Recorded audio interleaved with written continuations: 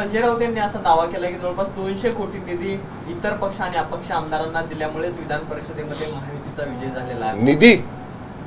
निधी मंजूर केलेला आहे. विकास कामाला निधी द्यावाच लागतो ना. असं तर संजय राऊतांचं काय म्हणणं आहे, जसं मागच्या 2.5 वर्षाच्या काळात निधीच दिला नाही कुणाला, तसं नाही ना.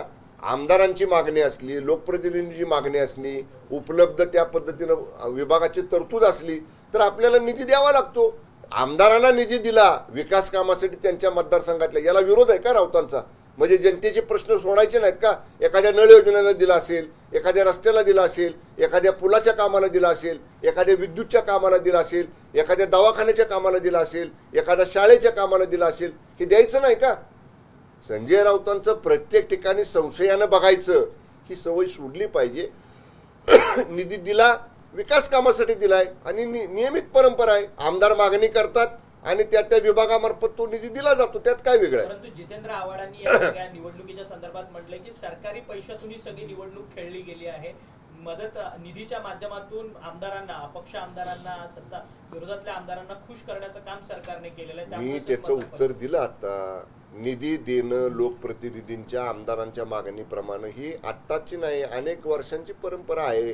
जेव्हा अर्थसंकल्प मांडला जातो त्याच्यानंतर अर्थसंकल्पात जेवढे निधीची तरतूद केलेली आहे त्याच्या अधीन राहून त्या विभागातनं आमदारांच्या मतदारसंघात ते निधी वितरित केला जातो. त्यात काय वेगळं आहे मला हेच समजत नाही.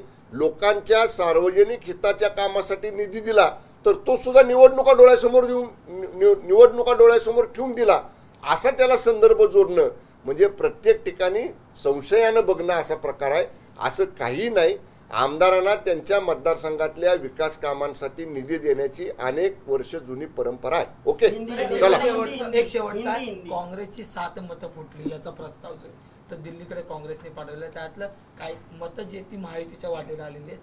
काय पुढचं एकंदरीत चित्र तुम्ही काँग्रेसकडे बघता? हे मतदान गुप्त असतं. कोणी मतदान कुणाला केलं हे कधीच कळू शकत नाही. मग गुप्त मतदानाचा अर्थ काय? पण हे नक्की आहे की पक्षांचं बलाबल बघितलं तर महायुतीकडे अधिकची मतं आलीत हे सिद्धच आहे.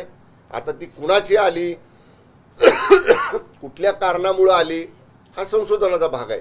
मग लोकशाही मार्गामध्ये जे गुप्त मतदान असतं त्या बाबतीत हे अमुक माणसाचंच फुटलं, तमुक माणसाचंच फुटलं असं आपल्याला जोपर्यंत त्याच्यावरती तुम्ही कोर्टात जात नाही, कोर्टाकडनं मतपत्रिका तपासण्याचा आदेश मिळवत नाही आणि कोर्टाच्या निगराणीखाली जेव्हा कुणाचं मत कुठलंही हे कळत नाही तोपर्यंत ह्याच्यावर आपल्याला भाष्य करता येत नाही. पण महाविकास आघाडीची मतं फुटलेली आहेत हे सूर्यप्रकाश इतकं स्वच्छ आहे. महाविकास आघाडीमध्ये आलबेल नाही, त्यांच्या आमदारांमध्ये प्रचंड नाराजी आहे, हे कालच्या मतदानावरून सिद्ध झालेलं आहे. सर, असंही बोललं जातं की एक मत जे ते ठाकरेंच्या शिवसेनेचं फुटलेलं आहे. तुमच्याकडे येण्याच्या वाटा आता पुन्हा सुरू होतील का? चालूच आहे. आमच्याकडे कधी बंद आहे? थेट आमच्याकडं इनकमिंग चालूच आहे. त्यामुळं मी आपल्याला सांगतो या निवडणुकीच्या मतदानाचा शिवसेनेमधल्या इनकमिंगचा तसा अर्थार्थी संबंध नाही. शिंदे साहेब आमचे मुख्य नेते माननीय शिंदे साहेबांचं नेतृत्वच असं आहे. तिकडचे अनेक मोठे मोठे नेते म्हणतायत की आम्हाला शिंदे साहेबांच्या नेतृत्वाखाली काम करायचं आहे. त्यामुळे हे इनकमिंग चालूच आहे आणि विधानसभेच्या निवडणुका होईपर्यंत ही इनकमिंग चालू राहणार आहे. अरे एवढं दाखवणार आहे का तुम्ही?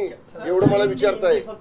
बच्चू कडू म्हणतात, नुसतं वेळ घेऊ नका ना सर. बच्चू कडू म्हणतात की 19 तारखेला सगळं मागण्यांचं निवेदन जे आहे, आमच्या सगळ्या मागण्यांचं निवेदन ते महायुतीला अर्थात मुख्यमंत्र्यांना देणार आहोत. जर मान्य नाही झालं तर मी विधानसभा निवडणूक लढणार नाही असं ते म्हणतात. माननीय बच्चू कडू साहेब हे माननीय शिंदे साहेबांवर विश्वास असणारे एक आमचे सहकारी नेते आहेत. त्यामुळं आजपर्यंत अनेक वेळा बच्चू कडू साहेबांनी, बच्चू भाऊंनी ज्यावेळी त्यांचे प्रश्न मांडले त्या प्रश्नाला सकारात्मक प्रतिसाद माननीय शिंदे साहेबांनी दिलेला आहे. मला एवढंच सांगायचं आहे, बच्चू भाऊ महायुतीमध्ये राहतील. शिंदे साहेबांच्या नेतृत्वावरती त्यांचा विश्वास आहे आणि शिंदे साहेबांच्या बरोबरच खांद्याला खांदा लावून महायुतीचं सरकार परत आणण्यासाठी बच्चू भाऊ आमच्या बरोबर असतील असा मला विश्वास आहे. धन्यवाद.